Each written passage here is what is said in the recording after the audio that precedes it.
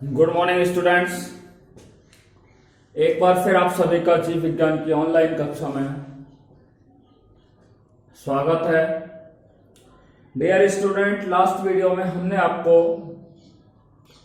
शुक्राणु जनन की क्रिया पर आपसे चर्चा की और आपको बताया कि शुक्राणु के निर्माण की क्रिया को शुक्राणु जनन कहते हैं। नर जन्नांग की आद्य कोशिकाओं से नर युग्मक के निर्माण की क्रिया को या शुक्राणु के निर्माण की क्रिया को शुक्राणु जनन कहते हैं। शुक्राणु जनन की क्रिया दो चरणों में पूर्ण होती है।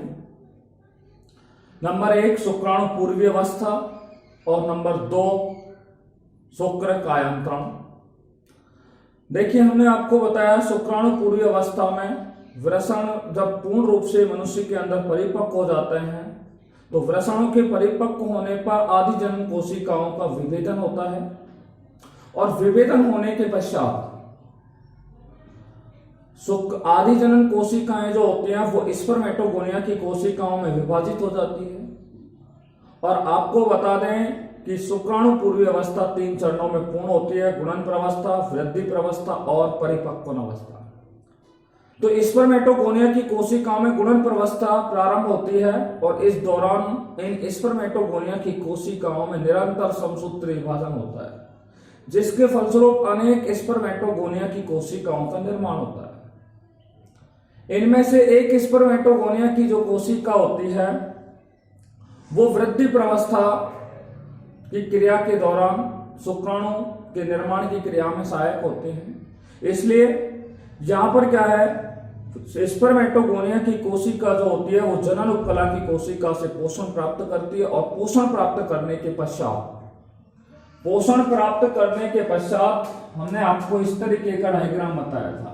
ठीक है, पोषण प्राप्त करने के पश्चात, ठीक है, यहां पर एक कोशिका पोषण प्राप्त करती है स्पर्मेटोगोनिया की कोशिका और ये क्या बन जाती है, आकार में स्पर्मेटोगोनिया की कोशिकाओं से दुगनी हो जाती है और इस प्रकार की कोशिका को प्राथमिक स्पर्मेटोसाइट कहा जाता है।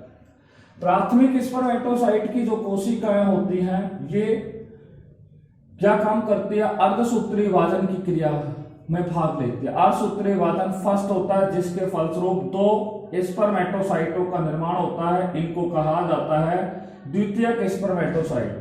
द्वितीयक स्पर्मेटोसाइटों के अंदर अर्धसूत्री विभाजन द्वितीय होता है जिसके फलस्वरूप 4 शुक्राणु पूर्वी कोशिकाओं का क्या हो जाता है, निर्माण हो जाता है। इस अवस्था को हमने बताया गुणन अवस्था, इस अवस्था को परिपक्व वृद्धि अवस्था, इस अवस्था को परिपक्वन अवस्था कहा जाता है। शुक्राणु पूर्वी की कोशिका जो होती है वो जनन करने की क्रिया में सक्षम नहीं होती है, इसलिए शुक्राणु पूर्वी की कोशिकाओं को चल अवस्था में लाने के लिए, ये क्योंकि अचल अवस्था में होती है, इन्हें चल अवस्था में लाने के लिए क्या किया जाता है कि शुक्राणु पूर्वी की जो कोशिकाएं होती हैं इनमें उपस्थित जो केंद्रक होता है उसका भार कम किया जाता है और भार कम करने के लिए केंद्रक में उपस्थित जो जल होता है, आरएनए होता है, अन्य अवांछनीय पदार्थ होते हैं वो इस शुक्राणु पूर्वी कोशिका से निष्कासित हो जाते हैं, जिसके फलस्वरूप इस शुक्राणु पूर्वी कोशिका का जो केंद्रक होता है वो कैसा हो जाता है, सिकुड़ जाता है, संकुचित हो जाता है। कुछ समय पश्चात शुक्राणु पूर्वी की जो कोशिका होती है, ठीक है, ये गोलाकार आपको दिखाई दे रही है। कुछ समय पश्चात शुक्राणु पूर्वी की कोशिका कैसी हो जाती है, लंबी हो जाती है और ये चल अवस्था के अंदर आ जाती है। ठीक है, देखिए यहां पर शुक्राणु पूर्वी कोशिका का विभेदन हो रहा है। तो मैंने आपको बताया शुक्राणु के निर्माण के लिए शुक्राणु पूर्वी कोशिकाओं के विभेदन को क्या कहा जाता है, शुक्र कायांतरण कहा जाता है। इसके बाद हमने आपसे बात की थी how to formation of acrosome, acrosome का निर्माण कैसे होता है। आपको मैंने बताया कि शुक्राणु पूर्वी कोशिका के पास क्या पाया जाता है, गोल्जी काय पाया जाता है। यही गोल्जी काय शुक्राणु पूर्वी कोशिकाओं में क्या काम करता है, एक्रोसोम के निर्माण की क्रिया में सहायक होता है, अग्रपिंडक के निर्माण की क्रिया में सहायक होता है। तो एक्रोसोम का निर्माण में मैंने आपको बताया कि गोल्जी काय होता है, इसका विभेदन होता है। जब गोल्जी काय का विभेदन होता है तो ये सिस्टर नहीं होती है, आस्य होते हैं, रिक्तिकाएं होते हैं, उनमें क्या हो जाती है, परिवर्तित हो जाती है। कुछ समय पश्चात इनमें से रिक्तिका जो होती है वो आकार में एक छोटे रिक्तिका का निर्माण होता है। ये कैसी होती है, सघन होती है और इस प्रकार को क्या कहा जाता है, मैंने आपको बताया, इसे कहा जाता है पूर्व एक्रोसोमल कण कहा जाता है। ये पूरा एक्रोसोमल जो कण होता है, इसकी रिक्तिकाएं जो होती हैं वो आकार में कैसी हो जाती है, बड़ी हो जाती है, जिसे एक्रोसोम कण कहा जाता है। ये एक्रोसोम कण के चारों ओर क्या बन जाती है, इसके चारों ओर एक क्रोड का क्या होता है, निर्माण होता है, जिसे एक्रोसोम क्रोड कहा जाता है। और आपको बताया कि ये एक्रोसोम क्रोड होता है, ये फट जाता है, या एक्रोसोम जो होता है, या हम आपको बता दें रिक्तिका होती है, फट जाती है, और फट करके इसमें भरा हुआ जो द्रव पदार्थ होता है वो चारों ओर से शुक्राणु पूर्वी कोशिका को घेर लेता है, और रिक्तिका का जो बाह्य आवरण होता है वो इसे टोपी के आकार की संरचना के रूप में क्या कर लेता है, घेर लेता है। इस प्रकार से शुक्राणु पूर्वी कोशिका के अग्रभाग में एक्रोसोम का क्या हो जाता है, निर्माण हो जाता है। एक्रोसोम में क्या होता है, प्रकीर्णक होता है। प्रकीर्णक का अर्थ होता है different type of enzymes is found inside the acrosome. Acrosome के अंदर विभिन्न प्रकार के एंजाइम क्या होते हैं, भरे हुए होते हैं। Is it clear? यहां तक आपसे हमने बात कर ली। इसके बाद एक्रोसोम के निर्माण के बाद क्या होता है, देखिए ये शुक्राणु पूर्वी कोशिका होती है, और इस शुक्राणु पूर्वी कोशिका के अंदर देखिए इस भाग में एक्रोसोम का निर्माण हो जाता है, और एक्रोसोम के नीचे यहाँ पर केंद्रक होता है। केंद्रक का ये पश्च भाग होता है, इस पश्च भाग में एक खांच का क्या होता है, निर्माण होता है। ठीक है, पश्च भाग में किसका निर्माण होता है, जैसे एक्रोसोम का निर्माण हो जाता है, ठीक है, तो इस शुक्राणु पूर्वी कोशिका में इस स्पर्मेटिड की सेल के अंदर जो केंद्रक होगा उसमें क्या बन जाएगी, एक खांच का निर्माण हो जाता है। जब यहाँ पर एक खांच का निर्माण हो जाता है तो मैंने आपको बताया कि यहाँ पर दो प्रकार के, यहाँ पर जो शुक्राणु होता है पूर्वी कोशिका, शुक्राणु पूर्वी कोशिका में उपस्थित जो तारक काय होते हैं वो दो तारक केंद्रों का निर्माण करता है। ठीक है, आपको बता दें इस केंद्र के समकोण पर एक क्या पाया जाता है, तारक केंद्र पाया जाता है, जिसे समीपस्थ तारक केंद्र कहा जाता है, प्रॉक्सिमल सेंट्रियोल कहा जाता है। क्या कहा जाता है, प्रॉक्सिमल सेंट्रियोल कहा जाता है। और ये समीपस्थ तारक काय जो होता है वो माइटोटिक तुर्क तंतुओं के निर्माण की क्रिया में क्या होता है, सहायक होता है। समीपस्थ तारक काय जो होते हैं वो माइटोटिक तुर्क तंतुओं के निर्माण की क्रिया में क्या होता है, सहायक होता है। Is it clear? देखिए इसी के नीचे क्या पाया जाता है, समीपस्थ तारक काय के नीचे दूरस्थ तारक केंद्र पाया जाता है। एक और बता दें आपको, समीपस्थ तारक काय जो होता है वो माइटोटिक तुर्क तंतुओं के निर्माण के साथ साथ विदलन की क्रिया में भी क्या होता है, सहायक होता है। दूरस्थ तारक काय जो होता है, ये आपको बता दें, दूरस्थ तारक काय जो होता है वो शुक्राणु के अंदर अक्षीय तंतुओं के निर्माण की क्रिया में क्या होता है, सहायक होता है। किसका निर्माण करने में सहायक होता है, अक्षीय तंतुओं के निर्माण की क्रिया में क्या होता है, सहायक होता है। देखिए यहाँ पर शुक्राणु पूर्वी कोशिका होती है, यानी कि पूर्ण रूप से शुक्राणु जो है वो आकार की दृष्टि से, कार्य की दृष्टि से क्या है, क्रियात्मक दृष्टि से पूर्ण रूप से क्या हो चुके हैं, परिपक्व हो चुके हैं।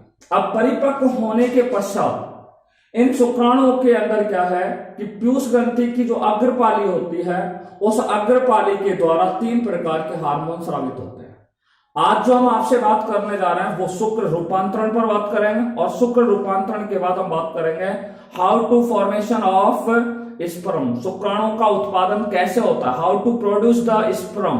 ठीक है, तो किस तरीके से शुक्राणुओं का उत्पादन होता है। तो सबसे पहले हम बात करने जा रहे हैं, आपसे ध्यान से सुनिएगा, शुक्र रूपांतरण।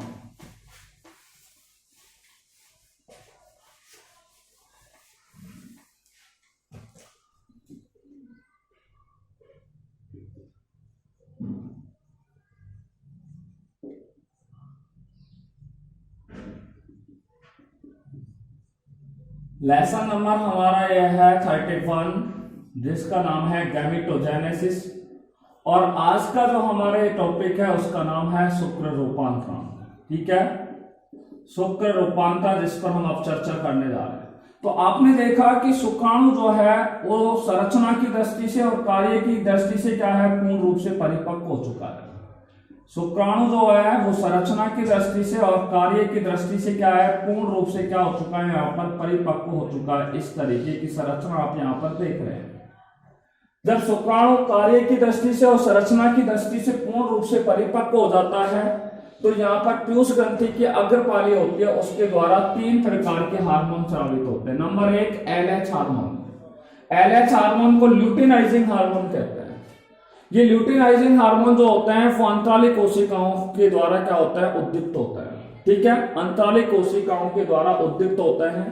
और ये शुक्र जनन नलिकाओं में LH हार्मोन जो होता है वो शुक्र जनन नलिकाओं में एंड्रोजन हार्मोन के निर्माण की क्रिया में सहायक होते हैं।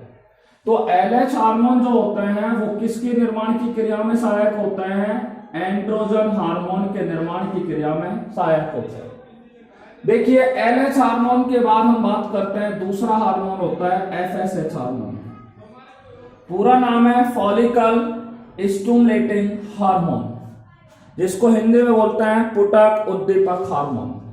ये पुटक उद्दीपक हार्मोन जो होते हैं वो क्या काम करते हैं? पुटक कोशिकाओं के निर्माण की क्रिया में क्या होता है? सहायक होते हैं। पुटक कोशिकाओं के निर्माण में सहायक कौन से हार्मोन होते हैं? FSH हार्मोन होते हैं। तीसरे प्रकार की जो हार्मोन है यदि उन पर हम बात करें तो GnRH हार्मोन। GnRH हार्मोन का पूरा नाम है gonadotropin releasing hormone. Gonadotropin releasing hormone के नाम से इन्हें क्या है जाना जाता है। Is it clear? Gonadotropin releasing जो हार्मोन होता है ये क्या काम करता है? शुक्र जनन की क्रिया को प्रारंभ करने का कार्य करता है। कब करता है? जब GnRH हार्मोन की मात्रा मनुष्य के शरीर के अंदर अधिक मात्रा में क्या होती है? स्रावित होती है। ठीक है, जब इसका अधिक श्रावण होता है, GnRH हार्मोन का अधिक मात्रा में श्रावण होता है, तो उस कंडीशन के अंदर मानव के अंदर शुक्राणु जनन की क्रिया क्या होती है? निरंतर रूप से बनी रहती है और शुक्राणु जनन की क्रिया क्या हो जाती है? प्रारंभ हो जाती है। तो शुक्राणु जनन की क्रिया प्रारंभ होती है और शुक्राणु जनन की क्रिया जो निरंतर बनी रहती है, कंटिन्यूअस बनी रहती है, वो किसके कारण बनी रहती है?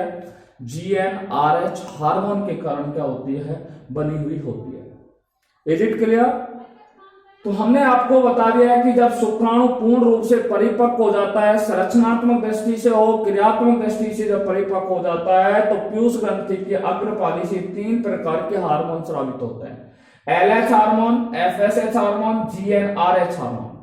LH हार्मोन पर हमने आपको बता दी कि LH हार्मोन जो होते हैं वो अंतराली कोशिका, जिन्हें लीडिंग सेल्स के नाम से भी जाना जाता है, इन लीडिंग सेल्स के द्वारा क्या है? LH हार्मोन का क्या किया जाता है? उद्दीप्त किए जाते हैं। और LH हार्मोन जो होता है वो शुक्र जनन नलिकाओं में एंड्रोजन हार्मोन के निर्माण की क्रिया में क्या होता है? सहायक होते हैं। या हम सीधे शब्दों में कहें तो LH हार्मोन जो होता है वो एंड्रोजन हार्मोन के स्रावण की क्रिया में सहायक होता है। दूसरा है FSH हार्मोन, ये पुटक कोशिकाओं के निर्माण की क्रिया में सहायक होता है। GnRH हार्मोन ये शुक्राणु जनन की क्रिया को प्रारंभ करता है और शुक्र जनन की क्रिया को निरंतर बनाए रखने में सहायक होता है। इसी के साथ हमारा शुक्र जनन की क्रिया या शुक्राणु जनन की क्रिया समाप्त हुई। देखिए हम बात कर रहे हैं शुक्राणु जनन की क्रिया जो होती है वो मनुष्य में 74 दिवस के अंदर क्या होती है? पूर्ण होती है। मनुष्य में शुक्राणु जनन की क्रिया जो होती है वो 74 डेज के अंदर क्या होती है? पूर्ण होती है। आपसे पूछा जाए कि मनुष्य में शुक्राणु जनन की क्रिया कितने दिन में पूर्ण होती है, तो 74 दिनों के अंदर पूर्ण होती है। अगर मैं NCERT के अनुसार बात करें तो वहां पे आपको लिखा मिलेगा कि मनुष्य में शुक्राणु जनन की क्रिया 72 आवर्स में पूरी होती है, पर आपके according to your RBSE book, ठीक है, शुक्राणु जनन की जो क्रिया होती है वो 74 डेज में होती है। क्लियर बात मैंने आपको बोल दिया। देखिए अब हम जो आपसे बात करने जा रहे हैं वो ध्यान से सुनिए कि वृषण जो होते हैं, देखिए वृषण का अनुप्रस्थ काट अगर आपने देखा है तो वृषण के अनुप्रस्थ काट की संरचना इस प्रकार की होती है। वृषण के अनुप्रस्थ काट की संरचना आपको यहाँ पर दिखाई गई है और इसका ये सबसे बाहरी भाग होता है जिसे ट्यूनिका पर्पुरिया के नाम से जाना जाता है। देखिए इनके अंदर क्या पाई जाती है? अनेक इस तरीके से क्या पाई जाती है? नली के आकार की संरचनाएं पाई जाती है, जिन्हें क्या कहा जाता है? शुक्र जनन नलिका कहा जाता है। इन शुक्र जनन नलिकाओं में क्या पाई जाती है? जनन उपकला कोशिका पाई जाती है। और यहाँ पर जनन उपकला कोशिका कितने प्रकार की होती है? 2 प्रकार की होती है। वृषणों में जनन उपकला कोशिका 2 प्रकार की होती है। एक को कहा जाता है कायिक कोशिका, या इसका दूसरा नाम है इसे सर्टोली कोशिका भी कहा जाता है। क्या कहा जाता है? सर्टोली कोशिका। और दूसरी कौन सी कोशिका कहलाती है? जनन कोशिका। देखिए कायिक कोशिका जिसे हम सर्टोली कोशिका कहते हैं, ये सर्टोली कोशिका जो होती है वो शुक्राणुओं को पोषण प्रदान करने का कार्य करती है। सर्टोली कोशिका क्या काम करती है? शुक्राणुओं को न्यूट्रिशन प्रोवाइड करने का कार्य करते हैं, नंबर 1 बात। नंबर 2 बात है कि शुक्राणु जो होते हैं उनमें सर्टोली जो कोशिका होती है वो इनकी सुरक्षा करने में क्या होते हैं? सहायक होते हैं, सेफ्टी में सहायक होते हैं। और तीसरा है शुक्राणुओं को जो सहारा प्रदान किया जाता है, आलम्बन जो प्रदान किया जाता है, जो सपोर्ट प्रदान किया जाता है, वो किसके द्वारा प्रदान किया जाता है? सर्टोली कोशिका के द्वारा ही प्रदान किया जाता है। अर्थात सर्टोली कोशिका के 3 कार्य। सर्टोली कोशिका शुक्राणु को पोषण, सुरक्षा और आलम्बन या सहारा प्रदान करने का कार्य करती है। देखिए, जब शुक्राणुओं का निर्माण हो जाता है तो शुक्राणुओं का जो शीर्ष भाग होता है वो सर्टोली कोशिकाओं के अंदर क्या रहता है? धसा हुआ रहता है। उसके बाद हम बात करते हैं जनन कोशिकाओं के बारे में। देखिए, जनन कोशिकाएं जो होती है, मैं आपको बता चुका हूं कि जनन कोशिका के रूप में मनुष्य में, वृषणों में क्या पाई जाती है? स्पर्मेटोगोनिया की कोशिका पाई जाती है। और इन्हीं स्पर्मेटोगोनिया की कोशिकाओं से किसका निर्माण होता है? शुक्राणुओं का क्या होता है? निर्माण होता है। ठीक है, ये मैंने आपको एक सामान्य जानकारी दी कि इनमें कितने प्रकार की कोशिका पाई जाती है। हालांकि इसको हम 28 चैप्टर में मेल रिप्रोडक्टिव सिस्टम में जब हम वृषण की संरचना आपको पढ़ाएंगे तो वहां पर इन सभी चीजों पर आपसे क्या करेंगे? डिस्कस करेंगे। फिलहाल हमने यहाँ पर आपको रिकॉल कराया, याद दिलाया। ठीक है, देखिए अब हम जो नेक्स्ट टॉपिक पर आपसे बात करने जा रहे हैं और वो नेक्स्ट टॉपिक का नाम है शुक्र रूपांतरण। क्या नाम है? शुक्र रूपांतरण के बाद हम बात कर रहे हैं शुक्राणु का उत्पादन, प्रोडक्शन ऑफ। देखिए, production of sperm, production of sperm, शुक्राणुओं का उत्पादन। ठीक है, प्रोडक्शन ऑफ स्पर्म्स। ठीक है, देखिए प्रोडक्शन ऑफ स्पर्म पर हम आपसे बात करने जा रहे हैं, शुक्राणुओं का उत्पादन। ठीक है, देखिए शुक्राणु का उत्पादन किस प्रकार से होता है? वृषण जो होते हैं किसी भी जीव के अंदर, देखिए शुक्राणु का उत्पादन 2 प्रकार से होता है। मैं आपको बता दूं कितने प्रकार का होता है? 2 प्रकार का। पहला होता है होलोगोनिक, जिसे कहते हैं पूर्णजनी। क्या कहते हैं? पूर्णजनी। और दूसरा होता है टीलोगोनिक, जिसे क्या कहा जाता है? अंत्यजनी कहा जाता है, अंतजनी। ठीक है, होलोगोनिक क्या है मैं आपको बता देता हूं, ध्यान से सुन लीजिए। होलोगोनिक पूर्णजनी क्या है? कोई भी जीव है उसके अंदर वृषण होता है और वृषणों का जो निर्माण होता है वो परिधि से यदि केंद्र की ओर हो, परिधि से किस ओर हो? केंद्र की ओर हो, तो इस प्रकार के शुक्र उत्पादन को क्या कहा जाता है? पूर्णजनी प्रकार का शुक्राणु उत्पादन कहा जाता है। जब किसी जीव के वृषण के परिधीय भाग से केंद्रीय भाग की ओर शुक्राणुओं का उत्पादन हो तो उसे पूर्णजनी या होलोगोनिक प्रकार का उत्पादन कहते हैं। ठीक है, या हम ऐसे भी बोल सकते हैं, इसकी दूसरी परिभाषा अगर आप सुनना चाहें, जब किसी जीव के अंदर, जब किसी जीव के वृषण के दूरस्थ भाग से समीपस्थ भाग की ओर, दूरस्थ भाग से समीपस्थ भाग की ओर शुक्राणुओं का उत्पादन हो तो उसे क्या कहा जाता है? पूर्णजनी प्रकार का शुक्राणु उत्पादन कहा जाता है। देखिए, ये इस प्रकार का जो पूर्णजनी प्रकार का शुक्राणु उत्पादन किया जाता है वो खास तौर से मैं आपको बता दूं, यानी कि कशेरुक जो प्राणी होता है, वर्टिब्रेट्स जो एनिमल्स होता है, उनमें इसी प्रकार से शुक्राणु का क्या होता है? उत्पादन होता है। जितने भी वर्टिब्रेट एनिमल्स होते हैं उन वर्टिब्रेट्स के अंदर, मैमल्स होते हैं, उनके अंदर होलोगोनिक प्रकार का क्या होता है? शुक्राणु उत्पादन होता है। अर्थात उनके जो वृषण होते हैं उनके परिधीय भाग से केंद्रीय भाग की ओर शुक्राणु का क्या होता है? उत्पादन होता है, जिसे क्या कहा जाता है? पूर्णजनी प्रकार का शुक्राणु उत्पादन कहा जाता है। क्लियर बात? अब मैं बात करता हूं दूसरा, अंत्यजनी प्रकार का शुक्राणु उत्पादन। यदि किसी जीव के अंदर शुक्राणुओं का उत्पादन वृषण के किस ओर हो? केंद्रीय भाग से किस ओर हो? परिधीय भाग की ओर हो, या हम कहें समीपस्थ भाग से किस ओर हो? दूरस्थ भाग की ओर हो, तो उसे क्या कहा जाता है? उसे क्या कहा जाता है? अंत्यजनी प्रकार का शुक्राणु उत्पादन कहा जाता है। तो अंतजनिक या टीलोजेनिक शुक्राणु उत्पादन किसे कहते हैं?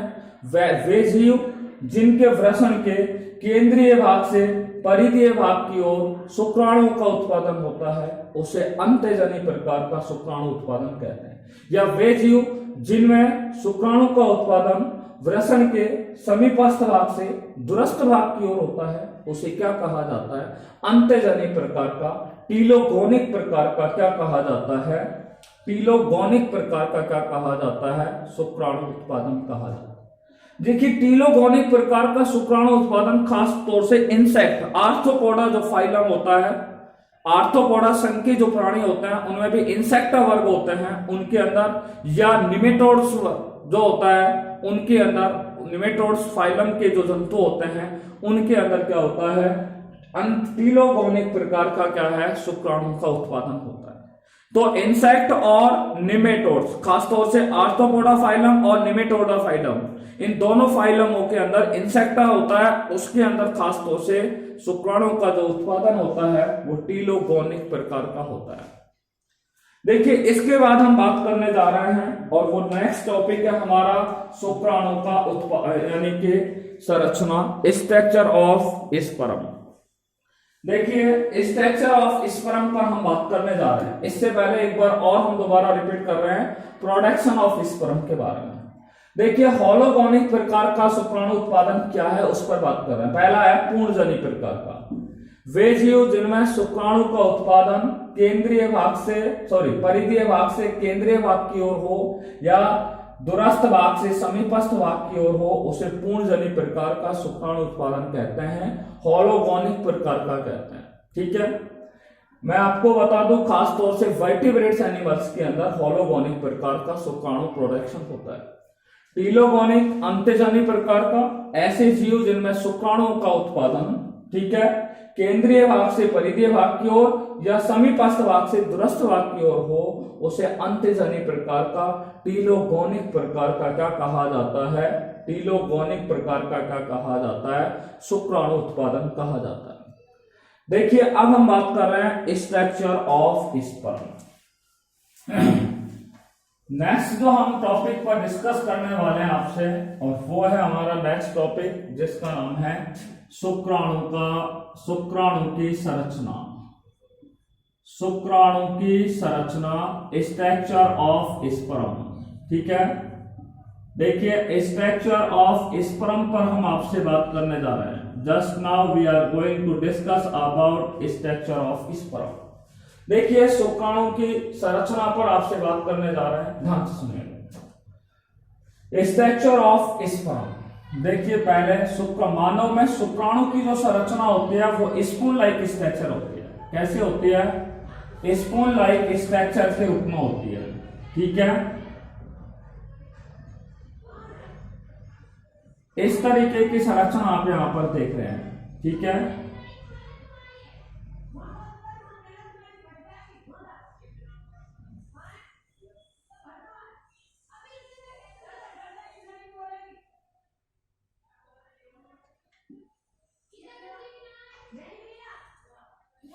इस प्रकार की आप यहां पर संरचना देख रहे हैं।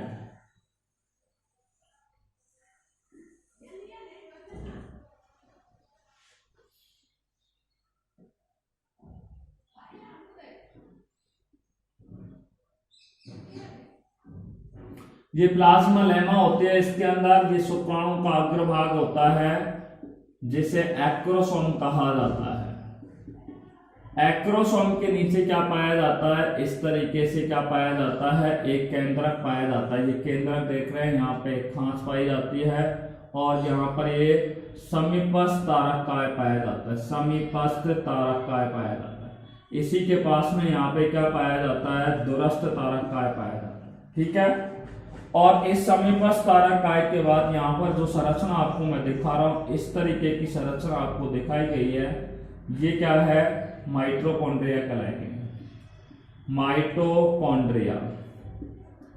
यहां पर आपको एक संरचना और दिखा रहे हैं। ठीक है, इस प्रकार की संरचना आप यहाँ पे देख रहे हैं। यहाँ पर एक द्रव पदार्थ भरा होता है जिसे कहा जाता है मैंचेट।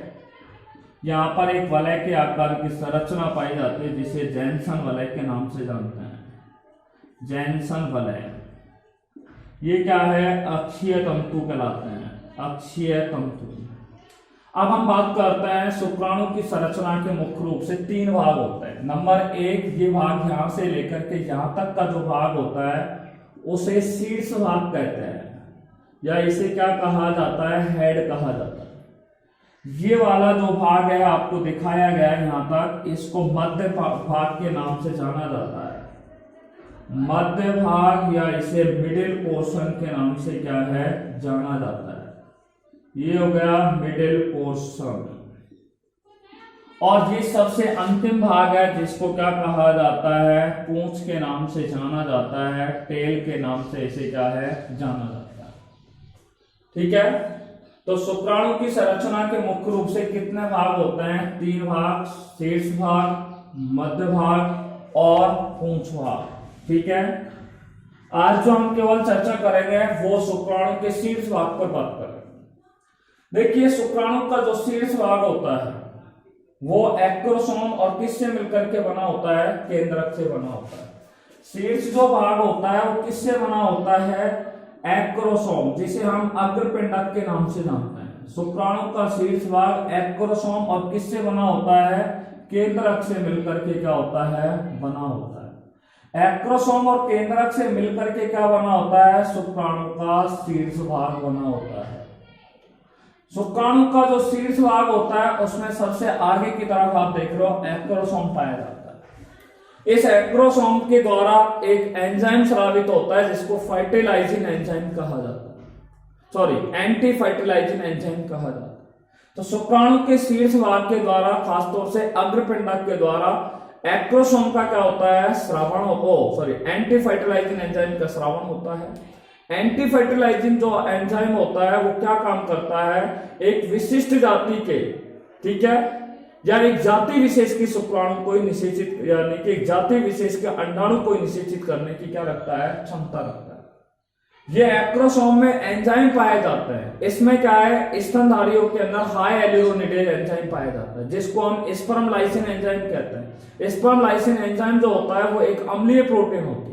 यह अम्लीय प्रोटीन क्या करता है, अंडाणु की जो भित्ति होती है, उस अंडाणु की जो भित्तियां होती है उनको गलाने में क्या होता है, सहायक होता है।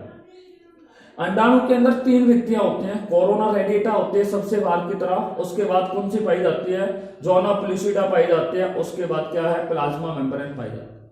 उन भित्तियों को गलाने में क्या होता है, एक्रोसोम सहायक होता है। ठीक है, देखिए एक्रोसोम और क्या है, ये केंद्रक है। एक्रोसोम और केंद्रक के मध्य रिक्त स्थान पाया जाता है। एक्रोसोम और केंद्रक के मध्य एक रिक्त स्थान पाया जाता है जिसे क्या कहा जाता है, परफोर्टियम कहा जाता है। क्या कहा जाता है, परफोर्टियम कहा जाता है। एक्रोसोम और केंद्रक के मध्य में क्या पाया जाता है, एक रिक्त स्थान पाया जाता है जिसे परफोर्टियम कहा जाता है। बात करते हैं केंद्रक के बारे में। यहाँ पे जो केंद्रक होता है उसका पश्च भाग में खांच पाई जाती है और पश्च भाग के खांच के नीचे क्या पाए जाते हैं, समीपस्थ तारक का है, समकोण अक्ष पर क्या है, पाए जाते हैं। यहाँ पर आपको बता दूं, इस केंद्रक के अंदर क्या है, 2 प्रकार की चीजें पाई जाती है। 2 प्रकार की कौन सी पाई जाती है, यहाँ पर एक तो अयुग्मित गुणसूत्र पाए जाते हैं। अयुग्मित गुणसूत्र पाए जाते हैं, नंबर 1 बात। अयुग्मित unpaired chromosome is found inside the nucleus of sperm. अयुग्मित गुणसूत्र कहां पर पाए जाते हैं, इस केंद्रक के अंदर पाए जाते हैं। किसका केंद्रक क्या है, शुक्राणु का केंद्रक। दूसरा, इसमें एक विशेष प्रकार की क्या पाई जाती है, प्रोटीन पाई जाती है जिसका नाम है प्रोटोएमिन प्रोटीन। प्रोटोएमिन प्रोटीन इसके अंदर क्या है, पाई जाती है। किसमें पाई जाती है, इस केंद्रक के अंदर क्या है, पाई जाती है। ठीक है, तो हमने आपसे केवल शीर्ष भाग के बारे में बात की। शुक्राणु का जो शीर्ष भाग होता है वो एक्रोसोम और केंद्रक से मिलकर के बना होता है। एक्रोसोम के शीर्ष भाग में एंटी फर्टिलाइजिंग एंजाइम क्या है, स्रावित होता है, जो एक विशिष्ट जाति के ही अंडाणु को निषेचित करने की क्षमता रखता है।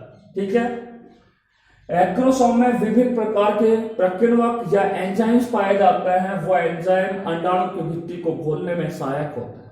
ठीक है, एक्रोसोम और केंद्रक के मध्य में क्या पाया जाता है, एक रिक्त स्थान पाया जाता है जिसे परफोर्टियम कहा जाता है। क्या कहा जाता है, परफोर्टियम कहा जाता है। इसके नीचे आपको पता है यहाँ पर केंद्रक पाया जाता है, केंद्रक के पश्च भाग में खांच पाए जाते हैं, खांच के नीचे समकोण अक्ष पर समीपस्थ तारक पाया जाता है। बात करते हैं केंद्रक के बारे में। केंद्रक के अंदर क्या भरा होता है, अयुग्मित गुणसूत्र और प्रोटोएमिन प्रोटीन पाई जाती है। देखिए शुक्राणु की संरचना पर हम विस्तृत रूप से चर्चा नेक्स्ट वीडियो में करेंगे, ठीक है। Till then take care bye corona, be safe, be happy, thanks very much, ठीक है।